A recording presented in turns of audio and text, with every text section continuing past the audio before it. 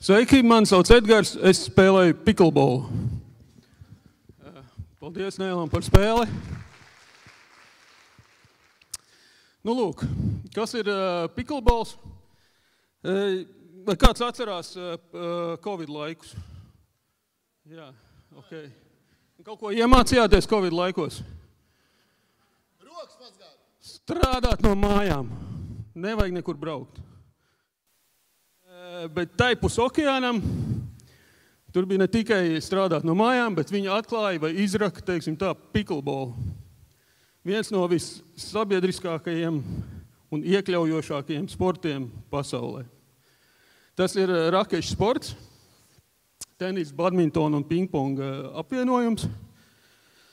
Un Covid laikā, jo jūs redzējāt, mēs to darām ar distanci, bet pietiekoši, lai varētu runāt. Un tas principā, un arī tagad picklebols izglāba Ameriku. Pazud, tā, labi. Nu, lūk, un vai jūs varat uzminēt divus sporta veidus, kas tagad ir populārāk Amerikā par picklebolu? Beisbols. Nē. Basketbols. Arī nē. Krikets. Nē, galīgi. Vienkāršāk jāņem. Amerikāņu futbols. Nē. Laiks iet. Labi. Skriešana un riteņbraukšana. Vēl varētu būt iešana vai staigāšana, vai iešana dušā, bet picklebols ir numur 3. Labi. Kas to spēlē? Te es uzliku, tā ir mūsu grupiņa, kas spēlē. Bills Gates, Marija Šarāpova, McInroys. Var sakot, ja vai kāds spēlē kādu rakešu sportu šeit? Ja tikai basketbolu? Ir, super. Labi, tātad, var sakot, picklebols ir tā vieta, kur mirst tenisisti. Tas ir pēdējais, ko viņi dara savā dzīvē. Ja? Ir arī bēdīgā nots. Vai kāds ir skatījies Friends seriālu? Visi, ja? Tad viegls smilks Matthew Perryam.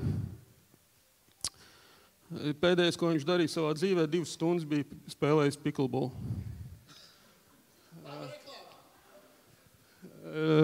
Jā, tā bija viņa veselīgā atkarība.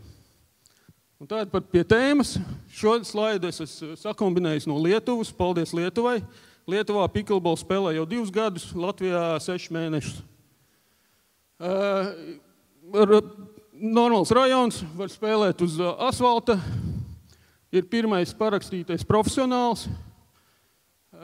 Sēkla, ja kāds ir basketbolā, tad pazīst, tas ir galvenais basketbolists Lietuvā. Are there anyone from Lithuania? Yeah, you know him, yeah? This is a phase of 5 seconds, okay. Okay, we don't care about, labi, es angliski pārgāju, var sakot, mēs vairs neuzraucamies, kurš būs čempions vai kas. Mūsu community galvenais ir, kā uzveikt šo dāmu.